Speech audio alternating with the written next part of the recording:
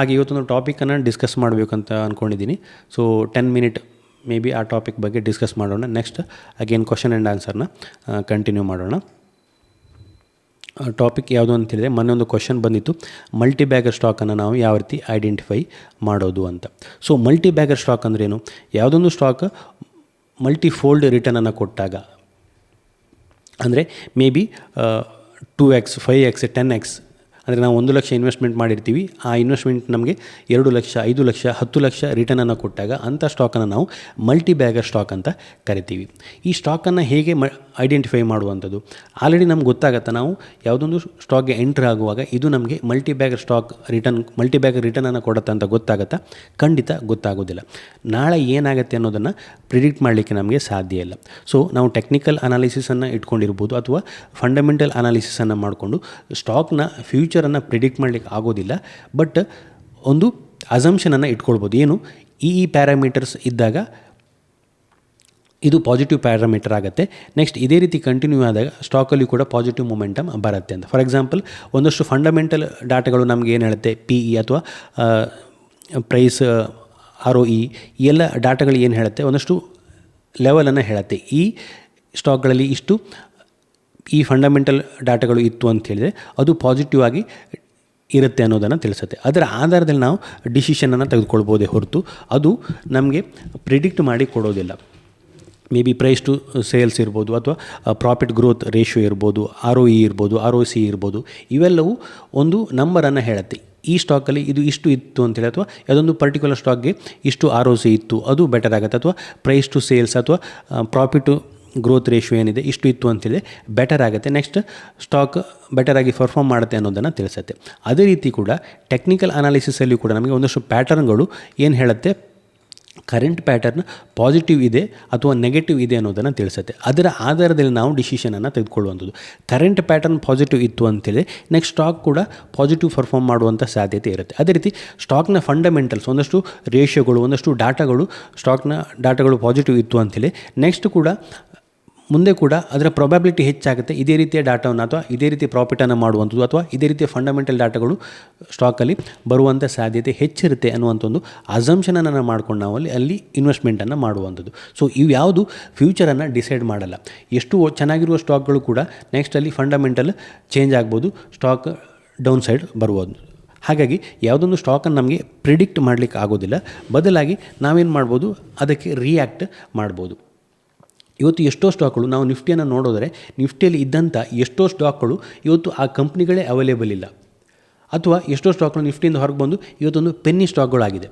So ನಾನೇನು believe ಮಾಡ್ತೀನಿ, ನೀವು ಒಂದಷ್ಟು ಮಾತನ್ನು ಕೇಳಿರ್ಬೋದು, ಇವತ್ತು ಒಂದು ಸ್ಟಾಕನ್ನು ಬೈ ಮಾಡಿ, ಚೆನ್ನಾಗಿರುವ ಫಂಡಮೆಂಟಲ್ ಸ್ಟಾಕನ್ನು ಬೈ ಮಾಡಿ ನೀವು ಮರೆತು ಬಿಡಿ, 20-30 ವರ್ಷದವರೆಗೂ ಅದನ್ನು ಮರೆತು ಬಿಡಿ, ನೋಡಲೇಬೇಡಿ ಅಂತ. ಸೊ ಆ ಥಿಂಗ್ಸನ್ನು ನಾನು ಬಿಲೀವ್ ಮಾಡೋದಿಲ್ಲ. ಯಾಕೆ? ಇವತ್ತೊಂದು ಸ್ಟಾಕ್ ಚೆನ್ನಾಗಿತ್ತು ಅಂತ ಹೇಳಿದೆ ಅದು 20-30 ವರ್ಷದವರೆಗೂ ಚೆನ್ನಾಗಿ ಇರಲೇಬೇಕು ಅಂತಿಲ್ಲ. ನಾವು ಯಾವುದೊಂದು ಸ್ಟಾಕ್ ಮೇಲೆ ಇನ್ವೆಸ್ಟ್ಮೆಂಟ್ ಮಾಡ್ತೀವಿ ಅಂತ ಹೇಳಿದ್ರೆ ಟೈಮ್ ಟು ಟೈಮಲ್ಲಿ ಆ ಸ್ಟಾಕನ್ನು ರಿವ್ಯೂ ಮಾಡ್ತಾ ಇರಬೇಕಾಗತ್ತೆ. ಸೊ ಇಲ್ಲ ಅಂತ ಹೇಳಿದ್ರೆ ಎಷ್ಟೋ ಸ್ಟಾಕ್ಗಳು, ಫಾರ್ ಎಕ್ಸಾಂಪಲ್ ನಾನು ಆಗಲೇ ಹೇಳಿದಾಗೆ ನಿಫ್ಟಿಯಲ್ಲಿ ಎಷ್ಟೋ ಸ್ಟಾಕ್ಗಳು, ನಿಫ್ಟಿಯಲ್ಲಿ ಇದ್ದಂಥ ಸ್ಟಾಕ್ಗಳೇ ಇವತ್ತು ಆ ಕಂಪ್ನಿಗಳೇ ಎಕ್ಸಿಸ್ಟ್ ಇಲ್ಲ. ಯಾಕೆ?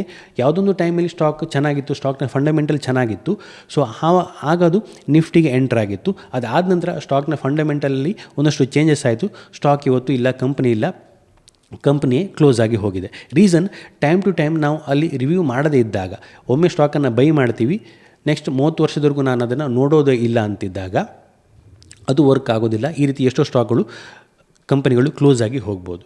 ಸೊ ಹಾಗಾಗಿ ನನ್ನ ಪಾಲಿಸಿ ಏನು ಅಂತ ಹೇಳಿದರೆ, ನಾವು ಯಾವುದೋ ಒಂದು ಪ್ಯಾರಾಮೀಟರ್ನ ಯೂಸ್ ಮಾಡಿಕೊಂಡು ಸ್ಟಾಕನ್ನು ಬೈ ಮಾಡಿದರೂ ಕೂಡ ಟೈಮ್ ಟು ಟೈಮ್ ನಾವು ಆ ಸ್ಟಾಕನ್ನು ರಿವ್ಯೂ ಮಾಡ್ತಾ ಇರಬೇಕಾಗುತ್ತೆ, ಪ್ಯಾರಾಮೀಟರ್ನ ಯೂಸ್ ಮಾಡಿಕೊಂಡು ಚೆಕ್ ಮಾಡ್ತಾ ಇರಬೇಕಾಗುತ್ತೆ.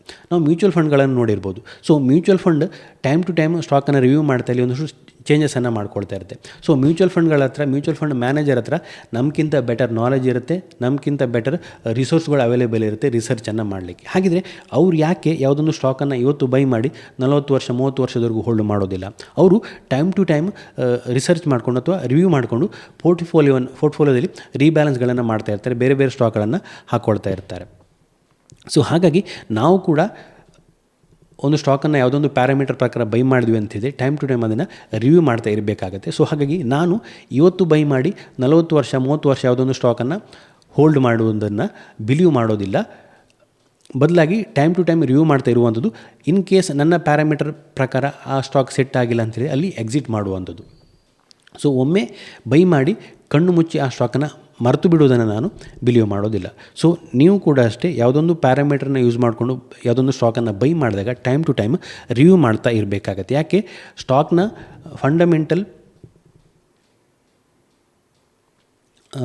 ಫಂಡಮೆಂಟಲ್ ಚೇಂಜ್ ಆಗ್ತಾ ಇರುತ್ತೆ, ಒಂದೇ ರೀತಿ ಇರೋದಿಲ್ಲ. ಎಷ್ಟು ಬೆಟರ್ ಸ್ಟಾಕ್ಗಳು ಕೂಡ ಒಂದೇ ರೀತಿ ಇರೋದಿಲ್ಲ. ನಾವು ಎಕ್ಸಾಂಪಲನ್ನು ನೋಡೋದಾದರೆ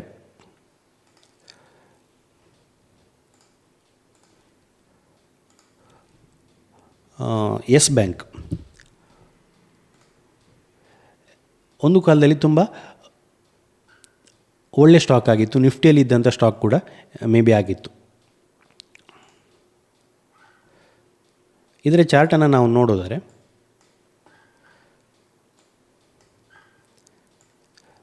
ಇಲ್ಲಿ ನೋಡ್ಬೋದು ಸ್ಟಾಕ್ ಇದು ಮೇ ಬಿ ಸ್ಪ್ಲಿಟ್ ಆ್ಯಂಡ್ ಬೋನಸ್ಗೆ ಅಡ್ಜಸ್ಟ್ ಆಗಿರುವಂಥ ಡಾಟಾ. ಇಲ್ಲಿ ಲೋಯೆಸ್ಟ್ ಪ್ರೈಸನ್ನು ನಾವು ನೋಡಿದರೆ ₹8 ಇತ್ತು. ₹8 ಅರೌಂಡ್ ₹400ವರೆಗೂ ಹೋಗಿತ್ತು. ಅದಾದ ನಂತರ ಕ್ರ್ಯಾಶನ್ನು ನಾವು ನೋಡ್ಬೋದು. ಅಗೇನ್ ಸ್ಟಾಕ್ ₹8 ಕೂಡ ಬಂದಿದೆ. ಸೊ ರೀಸನ್ ಏನು, ಫಂಡಮೆಂಟಲಿ ಒಂದಷ್ಟು ಚೇಂಜಸ್ ಆಗುತ್ತೆ, ಸ್ಟಾಕ್ ಕ್ರ್ಯಾಶ್ ಆಗುತ್ತೆ. ಇಲ್ಲಿ ಎಲ್ಲವುದು ಪಾಸಿಟಿವ್ ಇತ್ತು, ಸ್ಟಾಕ್ ಅಪ್ ಹೋಗ್ತಾ ಇತ್ತು, ನೆಕ್ಸ್ಟ್ ಕ್ರ್ಯಾಶ್ ಆಗುತ್ತೆ. ಸೊ ಹಾಗಾಗಿ ಯಾವುದೋ ಒಂದು ಸ್ಟಾಕನ್ನು ಬೈ ಮಾಡಿದಾಗ ಟೈಮ್ ಟು ಟೈಮ್ ಅದನ್ನು ರಿವ್ಯೂ ಮಾಡ್ತಾ ಇರಬೇಕಾಗತ್ತೆ. ಅದೇ ರೀತಿ ಕೆಲವೊಂದು ಸ್ಟಾಕ್ಗಳು ಕೂಡ ನಾವು ಮಲ್ಟಿ ಬ್ಯಾಗ್ ರಿಟರ್ನನ್ನು ಕೊಟ್ಟಿದೆ ಅನ್ನೋದನ್ನು ನೀವು ಕೇಳಿರ್ಬೋದು. ಫಾರ್ ಎಕ್ಸಾಂಪಲ್ ನೀವು 1990ಯಲ್ಲಿ 93ಯಲ್ಲಿ ಇನ್ಫೋಸಿಸ್ IPOದಲ್ಲಿ ಇನ್ವೆಸ್ಟ್ಮೆಂಟ್ ಮಾಡಿದರೆ ಅಥವಾ ವಿಪ್ರೋದಲ್ಲಿ ಅದರ IPO ಬಂದಾಗ ಇನ್ವೆಸ್ಟ್ಮೆಂಟ್ ಮಾಡಿದರೆ ನಿಮಗೆ ಮಲ್ಟಿ ಬ್ಯಾಗ್ ರಿಟರ್ನನ್ನು ಕೊಡ್ತಾಯಿತ್ತು, ಕೋಟಿಗಟ್ಟಲೆ ರಿಟರ್ನನ್ನು ಕೊಡ್ತಾಯಿತ್ತು ಅಂತ ಹೇಳೋದನ್ನು ನೀವು ಕೇಳಿರ್ಬೋದು. ಇಲ್ಲಿ ನಾನು ವಿಪ್ರೋದ ಒಂದು ಡಾಟಾವನ್ನು ಹಾಕ್ಕೊಂಡಿದ್ದೀನಿ. ವಿಪ್ರೋ ಅರೌಂಡ್ 1980ಯಲ್ಲಿ 1980ರಲ್ಲಿ ಅರೌಂಡ್ ಅಲ್ಲಿ ನಾನು 10,000 ಇನ್ವೆಸ್ಟ್ಮೆಂಟ್ ಮಾಡಿದರೆ ಸೊ ಅದರ ವ್ಯಾಲ್ಯೂ ಇವತ್ತು ಎಷ್ಟಾಗ್ತಿತ್ತು ಗೊತ್ತಾ? 4,480 ಕೋಟಿ. 1980ರಲ್ಲಿ ವಿಪ್ರೋದಲ್ಲಿ ನಾನು 10,000 ಇನ್ವೆಸ್ಟ್ಮೆಂಟ್ ಮಾಡಿದರೆ 4,480 ಕೋಟಿ ಅಪ್ರಾಕ್ಸಿಮೇಟ್ ವ್ಯಾಲ್ಯೂ ಆಗ್ತಿತ್ತು. ಯಾಕೆ? ಅಲ್ಲಿ ಒಂದಷ್ಟು ಬೋನಸ್ ಸ್ಪ್ಲಿಟ್ ಆಗಿ ಬೋನಸ್ಗಳನ್ನು ಕೊಟ್ಟು ನಮ್ಮ ಸ್ಟಾಕ್ ಮಲ್ಟಿಪ್ಲೈ ಆಗ್ತಾ ಹೋಗಿದೆ. ಸೊ ಹಾಗಾಗಿ ಅಷ್ಟು ದೊಡ್ಡ ರಿಟರ್ನನ್ನು ವಿಪ್ರೋ ಕೊಡ್ತಾಯಿತ್ತು. ಅದೇ ರೀತಿ ನಾವು ಇನ್ಫೋಸಿಸ್ IPO ಬಂದಾಗ ಅಲ್ಲಿ 10,000 ಇನ್ವೆಸ್ಟ್ಮೆಂಟ್ ಮಾಡಿದರೆ ನಮಗೆ ಅರೌಂಡ್ 15 crore ಇವತ್ತು ರಿಟರ್ನ್ ಸಿಗ್ತಾಯಿತ್ತು. ಇಷ್ಟು ವರ್ಷ 30 ವರ್ಷದಲ್ಲಿ ಅರೌಂಡ್ 33 ವರ್ಷದಲ್ಲಿ ಇಷ್ಟು ದೊಡ್ಡ ರಿಟರ್ನ್ ಸಿಗ್ತಾಯಿತ್ತು. 33% CAGR ಇನ್ಫೋಸಿಸ್ ಕೊಟ್ಟಿದೆ, 38% CAGR ವಿಪ್ರೋ ಕೊಟ್ಟಿದೆ. ಸೊ ಇದು ಆ್ಯಕ್ಚುಯಲ್ ಮಲ್ಟಿ ಬ್ಯಾಗರ್ ಸ್ಟಾಕ್. ಇದನ್ನು ನಿಮ್ಗೆ ಹೇಳ್ಬೋದು, ನೀವು 1980ಯಲ್ಲಿ ಯಾವುದೊಂದು ಸ್ಟಾಕನ್ನು ಬೈ ಮಾಡಿ ಇದುವರೆಗೂ ಹೋಲ್ಡ್ ಮಾಡಿದರೆ ನಿಮಗೆ ಇಷ್ಟು ದೊಡ್ಡ ರಿಟರ್ನ್ ಸಿಗ್ತಾಯಿತ್ತು. ವಿಪ್ರೋದಲ್ಲಿ ಅಷ್ಟು 10,000 ಅಮೌಂಟನ್ನು ಇನ್ವೆಸ್ಟ್ಮೆಂಟ್ ಮಾಡಿದರೆ ಅಷ್ಟು ದೊಡ್ಡ ರಿಟರ್ನ್ ಸಿಗ್ತಾಯಿತ್ತು ಅಂತ. ಇಲ್ಲಿ 2 ಥಿಂಗ್ಸ್ಗಳನ್ನು ನಾವು ಗಮನದಲ್ಲಿ ಇಟ್ಕೊಳ್ಬೇಕಾಗುತ್ತೆ. ಒಂದು, ಆ ಟೈಮಲ್ಲಿ 10,000 ಅಮೌಂಟ್ ಅದರ ವ್ಯಾಲ್ಯೂ ಎಷ್ಟು? ಸಪೋಸ್ ನಮ್ಮ ಫ್ಯಾಮಿಲಿಯಲ್ಲಿ ನಾವು ಕೇಳಿದರೆ ಆ ಟೈಮಲ್ಲಿ 10,000 ಅಮೌಂಟ್ ಸ್ಟಾಕ್ ಮಾರ್ಕೆಟಲ್ಲಿ ಇನ್ವೆಸ್ಟ್ಮೆಂಟ್ ಮಾಡುವಂಥ ಅಮೌಂಟ್ ಇತ್ತಾ ಅಥವಾ ಅದರ ನಾಲೆಜ್ ಇತ್ತಾ ಅನ್ನೋದು ಇಂಪಾರ್ಟೆಂಟ್ ಆಗುತ್ತೆ. ಅದೇ ರೀತಿ ಇವತ್ತು ಕೂಡ ನೀವು ಯಾವುದೊಂದು ಸ್ಟಾಕ್ ಮೇಲೆ ಇನ್ವೆಸ್ಟ್ಮೆಂಟ್ ಮಾಡ್ತೀರಿ ಅಂತ ಇಟ್ಕೊಳ್ಳಿ, ಹಿಂದಿನದ್ದು ಬಿಟ್ಟು ಹಾಕುವ, ಇವತ್ತು ಯಾವುದೊಂದು ಒಳ್ಳೆ ಸ್ಟಾಕನ್ನು ಐಡೆಂಟಿಫೈ ಮಾಡ್ತೀರಿ. ಸೊ ಅಲ್ಲಿ ನೀವು ಒಂದಷ್ಟು ಅಮೌಂಟನ್ನು, ಒಂದು ಸ್ಮಾಲ್ ಅಮೌಂಟನ್ನು ಹಾಕ್ತೀರಿ, ಅದನ್ನು 40 ವರ್ಷದವರೆಗೆ ಹೋಲ್ಡ್ ಮಾಡ್ತೀರಿ ಅಂತ ಇಟ್ಕೊಳ್ಳಿ. ಆಗ ಕೂಡ ನಿಮಗೆ ವಿಪ್ರೋ ರೀತಿಯ ಸ್ಟಾಕನ್ನು ನೀವು ಐಡೆಂಟಿಫೈ ಮಾಡ್ತೀರಿ, ನೀವು ಹೋಲ್ಡ್ ಮಾಡ್ತೀರಿ, ನೀವು ಬೈ ಮಾಡ್ತೀರಿ ಅಂತ ಇಟ್ಕೊಳ್ಳಿ. ಬೈ ಮಾಡ್ತೀರಿ ಅಂತಿದ್ದಾಗ ಇಷ್ಟು ದೊಡ್ಡ ರಿಟರ್ನನ್ನು ನಿಮಗೆ ಹೋಲ್ಡ್ ಮಾಡಲಿಕ್ಕೆ ಸಾಧ್ಯ ಆಗುತ್ತಾ? ನಿಮ್ಮ ಸೈಕಾಲಜಿ ಅದಕ್ಕೆ ಅಲೋ ಮಾಡುತ್ತಾ ಅನ್ನೋದು ಇಂಪಾರ್ಟೆಂಟ್ ಆಗುತ್ತೆ. ಯಾಕೆ? ಯಾವುದೊಂದು ಸ್ಟಾಕ್ ಮೂವ್ ಆಗುವಾಗ ಸ್ಟ್ರೈಟ್ ಲೈನಲ್ಲಿ ಮೂವ್ ಆಗೋದಿಲ್ಲ. ಸೊ ಇವತ್ತು ಇಲ್ಲಿ ಓಪನ್ ಆಗುತ್ತೆ ಅಂತ ಇಟ್ಕೊಳ್ಳಿ, ನೀವು ಈ ಪಾಯಿಂಟಲ್ಲಿ ಬೈ ಮಾಡ್ತೀರಿ, ಒಂದು ಅಪ್ ಮೂವ್ನ ಕೊಡುತ್ತೆ, ಅಗೇನ್ ಡೌನ್ ಬರುತ್ತೆ, ಅಗೇನ್ ಅಪ್ ಹೋಗುತ್ತೆ, ಅಗೇನ್ ಡೌನ್ ಬರುತ್ತೆ, ಅಗೇನ್ ಅಪ್ ಹೋಗುತ್ತೆ, ಅಗೇನ್ ಡೌನ್ ಬರುತ್ತೆ. ಫಾರ್ ಎಕ್ಸಾಂಪಲ್ ನೀವು 1 ಲಕ್ಷವನ್ನು ಇಲ್ಲಿ ಇನ್ವೆಸ್ಟ್ಮೆಂಟ್ ಮಾಡ್ತೀರಿ ಅಂತ ಇಟ್ಕೊಳ್ಳಿ, ಇಲ್ಲಿ ಅದು 10 ಲಕ್ಷ ಆಗುತ್ತೆ. 10 ಲಕ್ಷದಿಂದ ಅದು 20 ಲಕ್ಷ ಹೋಗೋಕ್ಕಿಂತ ಮುಂಚೆ ಅಗೇನ್ ಅದು ಡೌನ್ ಬರುತ್ತೆ, 5 ಲಕ್ಷ ಆಗುತ್ತೆ. ಸೊ ಆವಾಗ ನಿಮ್ಗೆ ಏನಾಗುತ್ತೆ? ಫಿಯರ್ ಸ್ಟಾರ್ಟ್ ಆಗುತ್ತೆ. 5 ಲಕ್ಷ ಆಗಿದೆ, ನಾನಿಲ್ಲಿ ಎಕ್ಸಿಟ್ ಮಾಡ್ಬೋದು, 10 ಲಕ್ಷದಲ್ಲೇ ಬುಕ್ ಮಾಡಬೇಕಿತ್ತು ಅಂತ. ಅಥವಾ ನೀವು ಇಲ್ಲಿ ಒಂದಷ್ಟು ಹೋಲ್ಡ್ ಮಾಡಿದ್ರು, ಅಗೇನ್ 10 ಲಕ್ಷ ಹೋಯಿತು ಅಂತ ಇಟ್ಕೊಳ್ಳಿ, ನೀವು ಈ 10 ಲಕ್ಷದಲ್ಲೇ ಬುಕ್ ಮಾಡ್ಬೋದು. ಅಥವಾ ಅದು 15 ಲಕ್ಷ ಹೋಗಿ ಅಗೇನ್ 10 ಲಕ್ಷಕ್ಕೆ ಬಂದಾಗ ನೀವಲ್ಲಿ ಎಕ್ಸಿಟ್ ಆಗ್ತೀರಿ. ಸೈಕಾಲಜಿ ಇಂಪಾರ್ಟೆಂಟ್ ಆಗುತ್ತೆ. ಪೇಪರಲ್ಲಿ ನಾವು ರಿಟರ್ನನ್ನು ತೋರಿಸ್ಬೋದು, ಬಟ್ ನಾವು ಆ್ಯಕ್ಚುಲಾಗಿ ಇನ್ವೆಸ್ಟ್ಮೆಂಟನ್ನು ಮಾಡಿದಾಗ ಆ ಮಾರ್ಕೆಟ್ ಫ್ಲಕ್ಚುಯೇಷನ್ ಇರುವಾಗ ಅದನ್ನು ಹೋಲ್ಡ್ ಮಾಡಲಿಕ್ಕೆ ಆಗುತ್ತಾ ಅನ್ನೋದು ಇಂಪಾರ್ಟೆಂಟ್ ಆಗುತ್ತೆ. ನಾವು ಪಾಸ್ಟ್ ಡಾಟಾವನ್ನು ತೋರಿಸ್ಕೊಂಡು ಅಲ್ಲಿ ಅಷ್ಟು ಇನ್ವೆಸ್ಟ್ಮೆಂಟ್ ಮಾಡಿದರೆ ಇಷ್ಟು ದೊಡ್ಡ ರಿಟರ್ನ್ ಅನ್ನೋದು ಕೊಡ್ತಿತ್ತು ಅನ್ನೋದು ಹೇಳ್ಬೋದು. ಬಟ್ ಆ್ಯಕ್ಚುಲಾಗಿ ಇನ್ವೆಸ್ಟ್ಮೆಂಟ್ ಮಾಡಿದಾಗ ನಾವು ಪ್ರತಿದಿನ ಏನು ಮಾಡ್ತೀವಿ, ನಮ್ಮ ಈಗಂತೂ ಅಷ್ಟು ಈಸಿಯಾಗಿ ನಮ್ಮ ಮೊಬೈಲಲ್ಲಿ ಪ್ರತಿ ಟಿಕ್ಕು ಚೇಂಜ್ ಆಗೋದು ಗೊತ್ತಾಗುತ್ತೆ. ಈ ಹಿಂದೆ ಏನಾಗ್ತಿತ್ತು, ಫಿಸಿಕಲ್ ಡಿಮ್ಯಾಟ್ ಸರ್ಟಿಫಿಕೇಟ್ ಬರ್ತಾಯಿತ್ತು. ಅದೇ ರೀತಿ ನಮಗೆ ಪ್ರತಿದಿನ ಪ್ರೈಸ್ ಅಪ್ಡೇಟ್ ಸಿಗ್ತಿರ್ಲಿಲ್ಲ. ಆವಾಗ ಏನಾಗ್ತಿತ್ತು, ನಮಗೆ ಒಮ್ಮೆ ನಾವು ಸ್ಟಾಕ್ ಮೇಲೆ ಇನ್ವೆಸ್ಟ್ಮೆಂಟ್ ಮಾಡ್ತೀವಿ ಮತ್ತು ಮರೆತು ಬಿಟ್ಟಾಗೆ ಬಿಡ್ತಿದ್ದೀವಿ. ಯಾಕಂತೇಳಿ ನಾವು ಪ್ರತಿದಿನ ನಮ್ಮ ಸ್ಟಾಕ್ನ ಪೋರ್ಟ್ಫೋಲಿಯೋದ ಮೂಮೆಂಟಮ್ ನಮಗೆ ತೋರ್ತಿರಲಿಲ್ಲ. ಅದು ಒಂದು ಅಡ್ವಾಂಟೇಜ್ ಆಗ್ತಿತ್ತು. ಮೇ ಬಿ ಚೆನ್ನಾಗಿರೋ ಸ್ಟಾಕ್ಗಳು ಚೆನ್ನಾಗಿ ಪರ್ಫಾರ್ಮ್ ಮಾಡ್ತಾಯಿದ್ವಿ, ನಾವು ಬೆಟರಾಗಿ ಅದನ್ನು ಮ್ಯಾನೇಜ್ ಮಾಡಲಿಕ್ಕೆ ಸಾಧ್ಯ ಆಗ್ತಿತ್ತು. ಈಗ ಏನಾಗುತ್ತೆ, ಸ್ಟಾಕ್ಗಳು ಪ್ರತಿದಿನ ಮೂವ್ ಆಗುತ್ತೆ, ನಮ್ಮ ಕಣ್ಣಿದ್ರೆ ನಮ್ಮ M2M ಮೂವ್ ಆಗ್ತಾ ಇರುತ್ತೆ. ಆವಾಗ ನಮಗೆ ನಮ್ಮ ಸೈಕಾಲಜಿನ ಕಂಟ್ರೋಲ್ ಮಾಡಲಿಕ್ಕೆ ಆಗೋದಿಲ್ಲ. ಮೇ ಬಿ ನಾವು ಯಾವುದೊಂದು ಟೈಮಲ್ಲಿ ಬುಕ್ ಮಾಡ್ಕೊಂಡು ಬರ್ತೀವಿ. ಸೊ ಹಾಗಾಗಿ ಅಷ್ಟು ದೊಡ್ಡ ರಿಟರ್ನನ್ನು ನಮಗೆ ಹೋಲ್ಡ್ ಮಾಡಲಿಕ್ಕೆ ಆಗುತ್ತೆ, ಆ ಸೈಕಾಲಜಿ ಇದೆಯಾ ಅನ್ನೋದು ಇಂಪಾರ್ಟೆಂಟ್ ಆಗುತ್ತೆ. ಸೊ ಹಾಗಾಗಿ ಪ್ರಾಕ್ಟಿಕಲಾಗಿ ನಾವು ಇನ್ವೆಸ್ಟ್ಮೆಂಟ್ ಮಾಡಿದಾಗ ಅದನ್ನು ಮ್ಯಾನೇಜ್ ಮಾಡುವಂಥದ್ದು ಸ್ವಲ್ಪ ಕಷ್ಟ. ನಾವು ವಿಪ್ರೋದ ಚಾರ್ಟನ್ನು ನೋಡಿದರೂ ಕೂಡ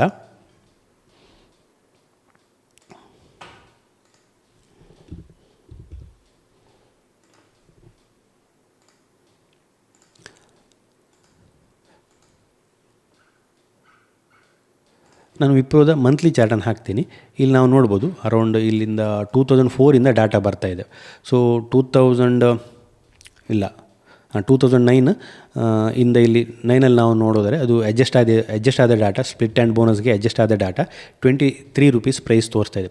ನೆಕ್ಸ್ಟ್ ಇಲ್ಲಿ 380ವರೆಗೊಂದು ಹೈಯನ್ನು ಮಾಡುತ್ತೆ. ಇಲ್ಲಿ ನಾವು ನೋಡ್ಬೋದು, ಅಥವಾ ನೀವು ಇಲ್ಲೇ ಇನ್ವೆಸ್ಟ್ಮೆಂಟ್ ಮಾಡಿದ್ರಿ ಅಂತ ಇಟ್ಕೊಳ್ಳಿ. 44ಅಲ್ಲಿ ಇನ್ವೆಸ್ಟ್ಮೆಂಟ್ ಮಾಡಿ 2003-4ಅಲ್ಲಿ ಇನ್ವೆಸ್ಟ್ಮೆಂಟ್ ಮಾಡಿದ್ರಿ, ಅಪ್ ಹೋಗುತ್ತೆ, ಅಗೇನ್ ಡೌನ್, ಅಗೇನ್ ಅಪ್ ಹೋಗುತ್ತೆ, ಅಗೇನ್ ಡೌನ್ ಬರುತ್ತೆ, ಅಗೇನ್ ಅಪ್, ಇಲ್ಲಿ ಒಂದಷ್ಟು consultation, again up, again down consultation, again up, again down ಬರುತ್ತೆ. ಸೊ ಈ ರೀತಿ ಮಾರ್ಕೆಟ್ ವಾಲಟಿಲಿಟಿಯನ್ನು ಕೊಡ್ತಾ ಇರುವಾಗ ಇಲ್ಲಿ ಒಂದು ಶಾರ್ಪ್ ರನ್ನಪ್ಪನ್ನು ಮಾಡುತ್ತೆ. ಸೊ ಈ ರೀತಿ ವಾಲಟೈಲ್ ಇರುವಾಗ ನಮ್ಮ ರಿಟರ್ನ್ಗಳು ಕೂಡ ವಾಲಟೈಲಾಗಿ ಮೂವ್ ಆಗ್ತಾ ಇರುತ್ತೆ. ಸೊ ನಮ್ಮ ಕಣ್ಣಿದ್ರೆ ದೊಡ್ಡ ಅಮೌಂಟ್ನ M2M ಸ್ವಿಂಗ್ ಆಗ್ತಾ ಇರುವಾಗ ನಮ್ಮ ಸೈಕಾಲಜಿ ಅದನ್ನು ಹ್ಯಾಂಡಲ್ ಮಾಡುತ್ತಾ ಅನ್ನೋದು ಇಂಪಾರ್ಟೆಂಟ್ ಆಗುತ್ತೆ. ಸೊ ಅದಕ್ಕೆ ಮಲ್ಟಿಬ್ಯಾಗರ್ ಸ್ಟಾಕನ್ನು ಹೋಲ್ಡ್ ಮಾಡುವಂಥದ್ದು ತುಂಬ ಕಷ್ಟ.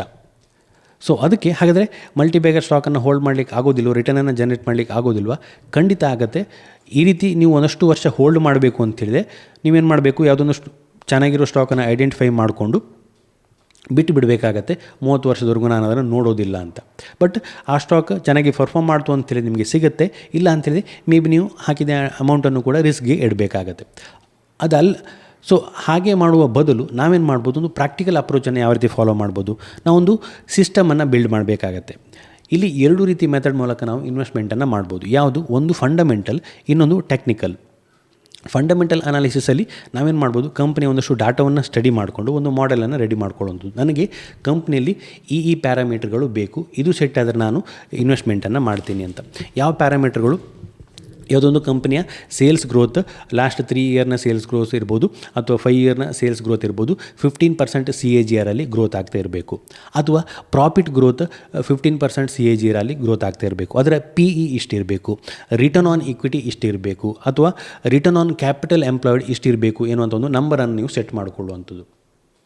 ಆ ನಂಬರ್ಗೆ ಅನುಗುಣವಾಗಿ ನಿಮಗೆ ಯಾವೆಲ್ಲ ಕಂಪ್ನಿಗಳು ಬರುತ್ತೆ, ಸೊ ಅದನ್ನು ನೀವು ಶಾರ್ಟ್ ಲಿಸ್ಟ್ ಮಾಡಿಕೊಂಡು ಅದರಲ್ಲಿ ಒಂದಷ್ಟು ಇನ್ವೆಸ್ಟ್ಮೆಂಟನ್ನು ಮಾಡಿಕೊಳ್ಳುವಂಥದ್ದು. ಅದರಲ್ಲಿ ಇನ್ವೆಸ್ಟ್ಮೆಂಟನ್ನು ಮಾಡಿಕೊಂಡು ಇದು ನಿಮ್ಮ ಪ್ಯಾರಾಮೀಟರ್ ಆಯಿತು. ನೆಕ್ಸ್ಟ್ ಪ್ರತಿ 3 ತಿಂಗಳಿಗೊಮ್ಮೆ 6 ತಿಂಗಳಿಗೊಮ್ಮೆ ಅಗೇನ್ ಈ ಪ್ಯಾರಾಮೀಟರನ್ನು ರನ್ ಮಾಡಿ ನಿಮ್ಮ ಪ್ಯಾರಾಮೀಟರ್ಗೆ ಆ ಕಂಪ್ನಿಗಳು ಮ್ಯಾಚ್ ಆಗ್ತಾ ಇದ್ದಾವ, ಅಥವಾ ಪ್ರತಿ ವರ್ಷಕ್ಕೊಮ್ಮೆ ಅದನ್ನು ರನ್ ಮಾಡಿಕೊಂಡು ನಿಮ್ಮ ಪ್ಯಾರಾಮೀಟರ್ಗೆ ಆ ಕಂಪ್ನಿಗಳು ಮ್ಯಾಚ್ ಆಗ್ತಾ ಇದ್ದಾವ ಅನ್ನೋದನ್ನು ನೋಡಬೇಕಾಗತ್ತೆ. ಅಂದರೆ ನೀವು ಏನು ಪ್ಯಾರಾಮೀಟರ್ ಹಾಕ್ಕೊಂಡಿದ್ದೀವಿ, ಲಾಸ್ಟ್ 3 ಇಯರ್ನ ಸೇಲ್ಸ್ ಗ್ರೋತ್ 15% ಇರಬೇಕು ಅಂತ. ಯಾವುದೋ ಒಂದು ವರ್ಷದಲ್ಲಿ ಅಥವಾ ಯಾವುದೊಂದು ಕ್ವಾರ್ಟರಲ್ಲಿ ಅದು ಕಡಿಮೆ ಆಗ್ತಾಯಿತ್ತು ಅಂತೇಳಿ, ಕಂಟಿನ್ಯೂಸ್ ಆಗಿ 1-2 ಕ್ವಾರ್ಟರ್ ಅಲ್ಲಿ ಸೇಲ್ಸ್ ಗ್ರೋತ್ ಕಡಿಮೆ ಆಗ್ತಾಯಿತ್ತು ಅಂತೇಳಿ ಮೇ ಬಿ ನಿಮ್ಮ ಪ್ಯಾರಾಮೀಟರ್ಗಳಿಂದ ಆ ಸ್ಟಾಕ್ಗಳು ಹೊರಗೆ ಬರ್ತಾ ಇದ್ದಾವೆ, ಅದನ್ನು ಎಕ್ಸಿಟ್ ಆಗಿ ಬೇರೊಂದು ಸ್ಟಾಕ್ಗಳಲ್ಲಿ ಇನ್ವೆಸ್ಟ್ಮೆಂಟನ್ನು ಮಾಡುವಂಥದ್ದು. ಈ ರೀತಿ ಒಂದು ರೂಲ್ ಬೇಸ್ಡ್ ಮೆಥಡನ್ನು ಇಟ್ಕೊಂಡಾಗ ಅಲ್ಲಿ ಬೆಟರಾಗಿ ಮ್ಯಾನೇಜ್ ಮಾಡಲಿಕ್ಕೆ ಸಾಧ್ಯ ಆಗುತ್ತೆ. ಒಂದು ಎಕ್ಸಿಟ್ ಪಾಯಿಂಟ್ ನಮಗೆ ಗೊತ್ತಿರಬೇಕಾಗತ್ತೆ, ನಿಮಗೆ ಒಂದು ಎಂಟ್ರಿ ಪಾಯಿಂಟ್ ಗೊತ್ತಿರಬೇಕಾಗತ್ತೆ, ಅದೇ ರೀತಿ ಒಂದು ಎಕ್ಸಿಟ್ ಪಾಯಿಂಟ್ ಗೊತ್ತಿರಬೇಕಾಗತ್ತೆ, ಯಾವಾಗ ಎಂಟ್ರಿ ಆಗಬೇಕು ಯಾವಾಗ ಎಕ್ಸಿಟ್ ಆಗಬೇಕು ಅಂತ. ಸೊ ಫಂಡಮೆಂಟಲ್ ಅನಾಲಿಸಿಸಲ್ಲಿ ಪ್ರಾಬ್ಲಮ್ ಏನು, ಅಲ್ಲಿ ಟೈಮಿಂಗ್ ಮಾಡಲಿಕ್ಕೆ ಸ್ವಲ್ಪ ಕಷ್ಟ.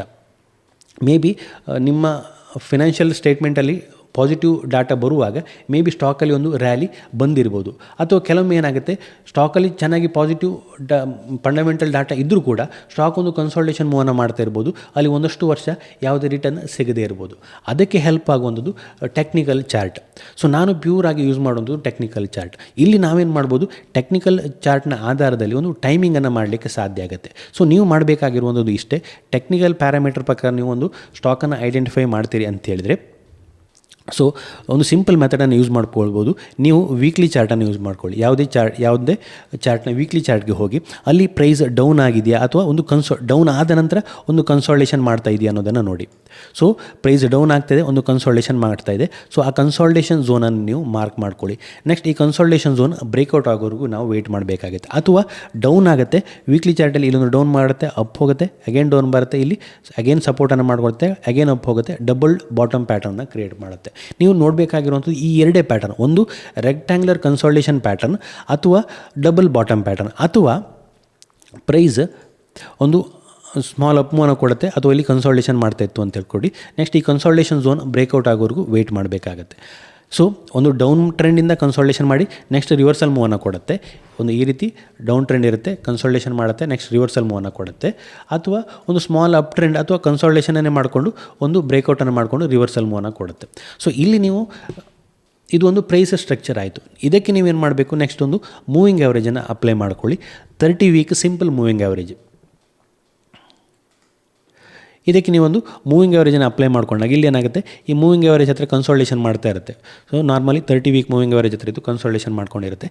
ನೆಕ್ಸ್ಟ್ ಇಲ್ಲಿ ಬ್ರೇಕ್ಔಟ್ ಆದಾಗ ಏನಾಗುತ್ತೆ, ಮೂವಿಂಗ್ ಆ್ಯಾವ್ರೇಜ್ ಕೂಡ ಅಪ್ ರೈಸ್ ಆಗಲಿಕ್ಕೆ ಸ್ಟಾರ್ಟ್ ಆಗುತ್ತೆ. ವೀಕ್ಲಿ ಚಾರ್ಟಲ್ಲಿ ಬ್ರೇಕ್ಔಟನ್ನು ನೋಡುವಂಥದ್ದು, ವೀಕ್ ಎಂಡಲ್ಲಿ ನೀವು ಕನ್ಸಾಲ್ಟೇಷನ್ ವೀಕೆಂಡಲ್ಲಿ ನೀವು ಅದನ್ನು ಚೆಕ್ ಮಾಡಿದಾಗ, ಪ್ರತಿ ವೀಕ್ ಚೆಕ್ ಮಾಡಿದಾಗ ವೀಕ್ಲಿ ಚಾರ್ಟಲ್ಲಿ ಇಲ್ಲಿ ಬ್ರೇಕ್ಔಟ್ ಕೊಡ್ತು ಅಂತೇಳಿ ಪಾಸಿಟಿವ್ ಆಗುತ್ತೆ. ನೆಕ್ಸ್ಟ್ 30 ವೀಕ್ ಮೂವಿಂಗ್ ಆ್ಯಾವ್ರೇಜ್ ಕೂಡ ರೈಸ್ ಆಗಲಿ ಸ್ಟಾರ್ಟ್ ಆಗುತ್ತೆ. ಹೀಗೆ ರೈಸ್ ಆಗ್ತಾ ಹೋಗುತ್ತೆ, ಪ್ರೈಸ್ ಅಪ್ ಮೂವನ್ನು ಕೊಡುತ್ತೆ. ನೆಕ್ಸ್ಟ್ ನಿಮ್ಮ ಎಕ್ಸಿಟ್ ಟ್ರಿಗರ್ ಏನು, ಮೇ ಬಿ ವೀಕ್ಲಿ ಚಾರ್ಟಲ್ಲಿ 30 ವೀಕ್ ಮೂವಿಂಗ್ ಆ್ಯಾವ್ರೇಜ್ಗಿಂತ ಕೆಳಗಡೆ ಪ್ರೈಸ್ ಕ್ಲೋಸಿಂಗನ್ನು ಕೊಡ್ತು ಅಂತೇಳಿದ್ರೆ ನಿಮ್ಮ ಎಕ್ಸಿಟ್ ಆಗುತ್ತೆ. ಸೊ ಪ್ರೈಸ್ನ ಟ್ರೆಂಡ್ ಅಪ್ ಇತ್ತು ಅಂತೇಳಿದ್ರೆ ಮೂವಿಂಗ್ ಆ್ಯಾವ್ರೇಜ್ ಕೂಡ ರೈಸ್ ಆಗ್ತಾ ಹೋಗುತ್ತೆ. ಇದು ನಿಮ್ಮ ಟ್ರೈಲಿಂಗ್ ಸ್ಟಾಪ್ ಲಾಸ್ ರೀತಿಯಲ್ಲಿ ವರ್ಕ್ ಆಗುತ್ತೆ. ಪ್ರೈಸ್ ಅಪ್ ಹೋಗ್ತಾ ಹೋಗುತ್ತೆ, ನೀವು ನಿಮ್ಮ ಟ್ರೆಂಡನ್ನು ರೈಡ್ ಮಾಡ್ತಾ ಹೋಗ್ತೀರಿ. ಯಾವಾಗ ಇಲ್ಲಿ 30 ವೀಕ್ ಮೂವಿಂಗ್ ಆ್ಯಾವ್ರೇಜ್ಗಿಂತ ಕೆಳಗಡೆ ಪ್ರೈಸ್ ಕ್ಲೋಸಿಂಗನ್ನು ಕೊಡುತ್ತೆ, ಆವಾಗ ನೀವು ಅಲ್ಲಿ ಎಕ್ಸಿಟ್ ಆಗ್ತೀರಿ. Next again may B price consultation ಆಗ್ಬೋದು, ಡೌನ್ ಬರ್ಬೋದು. ನೆಕ್ಸ್ಟ್ ನೀವು ಅಗೇನ್ ನೋಡಬೇಕಾಗಿರುವಂಥದ್ದು ಒಂದು ಕನ್ಸಾಲ್ಟೇಷನ್, ನೆಕ್ಸ್ಟ್ ಬ್ರೇಕ್ಔಟ್ ಆದ ನಂತರ 30 ವೀಕ್ ಮೂವಿಂಗ್ ಆ್ಯಾವ್ರೇಜ್ಗಿಂತ ಪ್ರೈಸ್ ಕಂಟಿನ್ಯೂಸ್ ಆಗಿ ಮೇಲೆ ಹೋಗ್ತಾ ಇದೆ. ಅದೇ ರೀತಿ 30 ವೀಕ್ ಮೂವಿಂಗ್ ಆ್ಯಾವ್ರೇಜ್ ಕೂಡ ರೈಸ್ ಆಗ್ತಾ ಇದೆಯಾ ನೋಡಬೇಕು. ಅಲ್ಲಿ ಎಂಟ್ರ್ ಆದಾಗ ಅಗೇನ್ ಆ ಟ್ರೆಂಡನ್ನು ನಿಮಗೆ ರೈಡ್ ಮಾಡಲಿಕ್ಕೆ ಈಸಿ ಆಗುತ್ತೆ. ನಿಮಗೊಂದು ಎಂಟ್ರಿ ಪಾಯಿಂಟ್ ಸಿಕ್ತು, ಎಕ್ಸಿಟ್ ಪಾಯಿಂಟ್ ಸಿಕ್ತು. ಎರಡು ಸಿಂಪಲ್ ಎಂಟ್ರಿ ಎಕ್ಸಿಟ್ ಪಾಯಿಂಟನ್ನು ಯೂಸ್ ಮಾಡ್ಕೊಂಡು ನಾವು ಸ್ಟಾಕ್ನ ಟ್ರೆಂಡನ್ನು ರೈಡ್ ಮಾಡಲಿಕ್ಕೆ ಸಾಧ್ಯ ಆಗುತ್ತೆ. ವೀಕ್ಲಿ ಚಾರ್ಟನ್ನು ಇಟ್ಕೊಳ್ಬೋದು ಅಥವಾ ಮಂತ್ಲಿ ಚಾರ್ಟನ್ನು ಕೂಡ ನಾವು ಇಟ್ಕೊಳ್ಬೋದು. ಸೊ ನಾವು ನೋಡಬೇಕಾಗಿರುವಂಥದ್ದು ಒಂದು ಕನ್ಸಾಲ್ಟೇಷನ್ ಅಥವಾ ಡಬಲ್ ಬಾಟಮ್ ಪ್ಯಾಟರ್ನ ಬ್ರೇಕ್ಔಟ್ ಆಗುತ್ತೆ. ಬ್ರೇಕ್ಔಟ್ ಆಗಿ ಸ್ಟಾಕ್ 30 ವೀಕ್ ಮೂವಿಂಗ್ ಆ್ಯಾವ್ರೇಜ್ಗಿಂತ ಮೇಲೆ ಸಸ್ಟೈನ್ ಆಗ್ತಾ ಇದ್ದಾಗ ಅಲ್ಲಿ ಎಂಟ್ರಿ ಮಾಡಿದಾಗ ಅದರ ಟ್ರೆಂಡನ್ನು ರೈಡ್ ಮಾಡಲಿಕ್ಕೆ ನಮಗೆ ಹೆಲ್ಪ್ ಆಗುತ್ತೆ. ಈಗ ನಮಗೇನಾಯಿತು, ಯಾವ ಸ್ಟಾಕನ್ನು ಎಂಟ್ರಿ ಆಗಬೇಕು, ಯಾವಾಗ ಎಕ್ಸಿಟ್ ಆಗಬೇಕು ಅನ್ನೋದು ಗೊತ್ತಾಯಿತು. ಸೊ ಈ ಸಿಂಪಲ್ ಮೆಥಡನ್ನು ಯೂಸ್ ಮಾಡಿದಾಗ ನಾವು ಒಂದು ಟ್ರೆಂಡಿಂಗ್ ಸ್ಟಾಕಲ್ಲಿ ಇರ್ತೀವಿ, ಅದೇ ರೀತಿ ನಾವು ಒಂದು ಅರ್ಲಿ ಎಕ್ಸಿಟ್ ಆಗ್ತೀವಿ, ನಮಗೆ ಎಕ್ಸಿಟ್ಗೆ ಬೇಗ ಸಿಗ್ನಲ್ ಸಿಗುತ್ತೆ.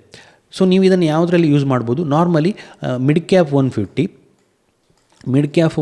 ಸ್ಟಾಕಲ್ಲಿ ಇದನ್ನು ಯೂಸ್ ಮಾಡ್ಕೊಳ್ಬೋದು. ಅದೇ ರೀತಿ ಸ್ಮಾಲ್ ಕ್ಯಾಪ್ 250 ಸ್ಟಾಕಲ್ಲಿ ಇದನ್ನು ಯೂಸ್ ಮಾಡ್ಕೊಳ್ಬೋದು. ಒಟ್ಟು ಅರೌಂಡ್ 400 ಸ್ಟಾಕ್ಗಳು ನಿಮಗೆ ಸಿಗುತ್ತೆ. ಇದನ್ನು ನಾವು ಒಂದು ವಾಚ್ ಲಿಸ್ಟ್ಗೆ ಹಾಕಿಟ್ಕೊಂಡಾಗ ಇಷ್ಟು ಸ್ಟಾಕ್ಗಳನ್ನು ವಾಚ್ ಲಿಸ್ಟಿಗೆ ಹಾಕಿಟ್ಕೊಂಡು ನಾವು ಪ್ರತಿ ವಾರ ಸಂಡೇ ಒಂದಷ್ಟು ಟೈಮನ್ನು ಕೊಟ್ಟು ಪ್ರತಿ ಸ್ಟಾಕನ್ನು ಚೆಕ್ ಮಾಡ್ತಾ ಹೋದಾಗ ನಮಗೆ ಚಾರ್ಟ್ ನೋಡುವಂಥ ಸ್ಕಿಲ್ಲು ಕೂಡ ಜಾಸ್ತಿ ಆಗುತ್ತೆ, ಚಾರ್ಟ್ ರೀಡ್ ಮಾಡುವಂಥ ಸ್ಕಿಲ್ ಜಾಸ್ತಿ ಆಗುತ್ತೆ.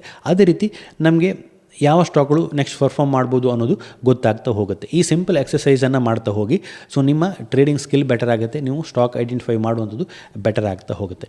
ಸೊ ನಾನಿಲ್ಲಿ ಎಕ್ಸಾಂಪಲನ್ನು ತೋರಿಸೋದಾದರೆ ಸಿಂಪಲ್ ಇದೇ ಎಸ್ ಬ್ಯಾಂಕ್ ಚಾರ್ಟ್ನ ಇದು ವಿಪ್ರೋ ಇದೆ, ಎಸ್ ಬ್ಯಾಂಕ್ನ ಒಂದು ಎಕ್ಸಾಂಪಲನ್ನು ಕೊಡ್ತೀನಿ ನಿಮಗೆ.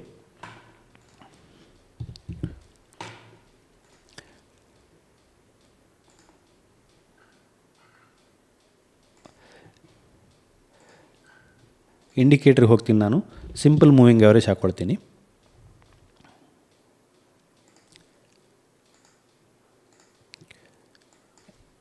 ಇಲ್ಲಿ 30 ಕೊಡ್ತೀನಿ.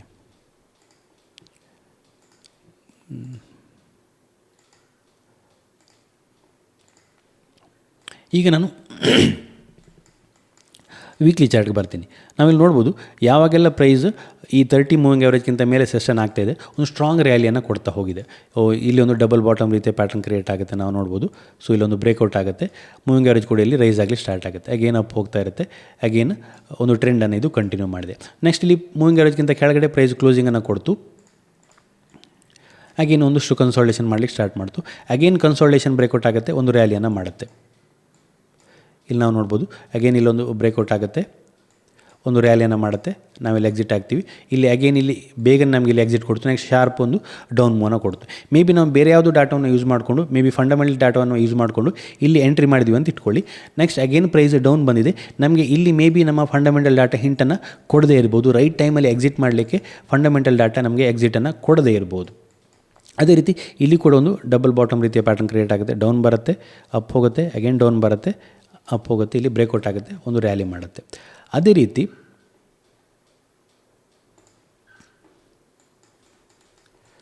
ಇಲ್ಲಿ ನಾವು ನೋಡ್ಬೋದು, ಇಲ್ಲೊಂದು ಶಾರ್ಪ್ ಸೆಲ್ ಆಫ್ ಆಗುತ್ತಲ್ವ, ಇಲ್ಲಿ ಕ್ಲಿಯರಾಗಿ ಪ್ರೈಸ್ ಇಲ್ಲೇ ನಿಮಗೆ ಎಕ್ಸಿಟನ್ನು ಕೊಡ್ತಾ ಹೋಗಿರುತ್ತೆ.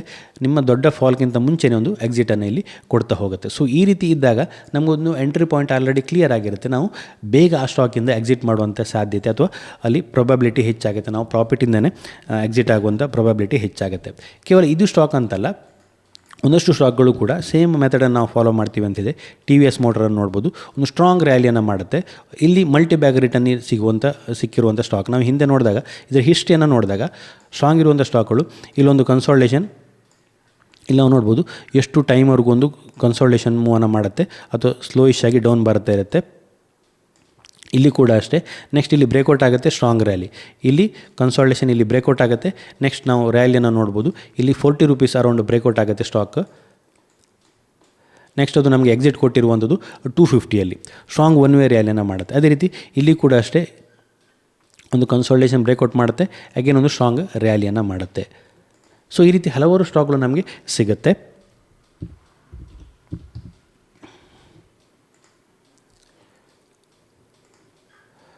ಇಲ್ಲಿ ನಾವು ನೋಡ್ಬೋದು, ಇಲ್ಲಿ ಕನ್ಸಾಲ್ಟೇಷನ್ ಝೋನ್ ಬ್ರೇಕ್ಔಟ್ ಆಗುತ್ತೆ, ಹಾಗೆ ಮೂವಿಂಗ್ ಆವರೇಜ್ ಕೂಡ ರೈಸ್ ಆಗಲಿ ಸ್ಟಾರ್ಟ್ ಆಗುತ್ತೆ. ಅದು ನಮಗೆ ಹಿಂಟನ್ನು ಕೊಡುತ್ತೆ ಸ್ಟಾಕಲ್ಲಿ ಮೂಮೆಂಟಮ್ ಸ್ಟಾರ್ಟ್ ಆಗಿದೆ ಅಂತ. ಸೊ ನಾವು ನೋಡ್ಬೋದು ಯಾವ ರೀತಿ ಮೂಮೆಂಟಮ್ ಬರ್ತಾ ಇದೆ, ಅದೇ ರೀತಿ ಎಲ್ಲಿ ನಮ್ಮನ್ನು ಅದು ಎಕ್ಸಿಟ್ ಮಾಡುತ್ತೆ ಅಂತ. ಈ ರೀತಿ ಒಂದು ಸಿಂಪಲ್ ಮೆಥಡ್ ಇಟ್ಕೊಂಡು ಎಂಟ್ರಿಗೆ ಒಂದು ರೂಲ್, ಅದೇ ರೀತಿ ಎಕ್ಸಿಟ್ಗೆ ಒಂದು ರೂಲನ್ನು ಸೆಟ್ ಮಾಡಿಕೊಂಡಾಗ ನಾವು ಯಾವ ಸ್ಟಾಕಲ್ಲಿ ಯಾವಾಗ ಎಂಟ್ರಿ ಆಗಬೇಕು, ಯಾವಾಗ ಎಕ್ಸಿಟ್ ಆಗಬೇಕು ಅನ್ನೋದು ನಮಗೆ ಕ್ಲಿಯರ್ ಇರುತ್ತೆ. ಆವಾಗ ಒಂದು ಟ್ರೆಂಡನ್ನು ನಮಗೆ ರೈಡ್ ಮಾಡಲಿಕ್ಕೆ ಸಾಧ್ಯ ಆಗುತ್ತೆ. ಸೊ ಈ ರೀತಿ ಮೆಥಡನ್ನು ಫಾಲೋ ಮಾಡೋದು ಇಂಪಾರ್ಟೆಂಟ್ ಆಗುತ್ತೆ. ಅದು ಬಿಟ್ಟು ನಾವೇನು ಮಾಡ್ತೀವಿ, ಯಾವುದೊಂದು ಸ್ಟಾಕ್ ತುಂಬ ಡೌನ್ ಬಂದಿದೆ ಅದನ್ನು ಎಂಟರ್ ಆಗುವಂಥದ್ದು, ಯಾವುದೊಂದು ಲಾಜಿಕ್ ಇಲ್ಲದೆ ಎಂಟರ್ ಆಗುವಂಥದ್ದು ಮಾಡಿದ್ರೆ ಮಾರ್ಕೆಟಲ್ಲಿ ಹಣವನ್ನು ಮಾಡಲಿಕ್ಕೆ ಕಷ್ಟ ಆಗುತ್ತೆ ಅಂತ ಹೇಳ್ಬೋದು. ಸೊ ಒಂದು ಎಂಟ್ರಿ ಎಕ್ಸಿಟ್ ರೂಲನ್ನು ಫಿಕ್ಸ್ ಮಾಡ್ಕೊಳ್ಳಿ, ಅದಕ್ಕನುಗುಣವಾಗಿ ಬ್ರೇಕ್ಔಟನ್ನು ಐಡೆಂಟಿಫೈ ಮಾಡಿಕೊಂಡು ಎಂಟ್ರಿಯನ್ನು ಮಾಡ್ಕೊಳ್ಳಿ. ಸೊ ಅದನ್ನು ಫಾಲೋ ಮಾಡ್ತಾ ಹೋದಾಗ ನಮಗೆ ಆಟೋಮೆಟಿಕ್ಕಾಗಿ ಹಣ ಬರಲಿಕ್ಕೆ ಸ್ಟಾರ್ಟ್ ಆಗುತ್ತೆ. ಸೊ ಇದಿಷ್ಟು ಪ್ರಾಕ್ಟಿಕಲ್ ಅಪ್ರೋಚ್, ನಾವು ಯಾವ ರೀತಿ ಯಾವುದೊಂದು ಮಲ್ಟಿ ಬ್ಯಾಗರ್ ಸ್ಟಾಕನ್ನು ರೈಡ್ ಮಾಡ್ಬೋದು, ಐಡೆಂಟಿಫೈ ಮಾಡ್ಬೋದು ಅನ್ನೋದ್ರ ಬಗ್ಗೆ. ಇದು ಸಿಂಪಲ್ ಅನಿಸ್ಬೋದು ನಿಮಗೆ, ಅಥವಾ ಇದು ವರ್ಕ್ ಆಗೋದಿಲ್ಲ ಅನಿಸ್ಬೋದು. ಒಂದಷ್ಟು ಬ್ಯಾಕ್ ಟೆಸ್ಟ್ ಮಾಡಿ ನೋಡಿ, ಆವಾಗ ಅದು ವರ್ಕ್ ಆಗುತ್ತೆ. ಅದೇ ರೀತಿ ಒಂದಷ್ಟು ಫಾರ್ವರ್ಡ್ ಟೆಸ್ಟಿಂಗನ್ನು ಮಾಡ್ತಾ ಹೋಗಿ. ಸೊ ನಿಮ್ಮ ನಾಲೆಜ್ ಇಂಪ್ರೂವ್ ಆಗುತ್ತೆ, ನಿಮಗೆ ಅದು ಯಾವಾಗ ವರ್ಕ್ ಆಗುತ್ತೆ ಅನ್ನೋದನ್ನು, ಯಾವ ರೀತಿ ವರ್ಕ್ ಆಗುತ್ತೆ ಅನ್ನೋದು ಕೂಡ ಅರ್ಥ ಆಗ್ತಾ ಹೋಗುತ್ತೆ.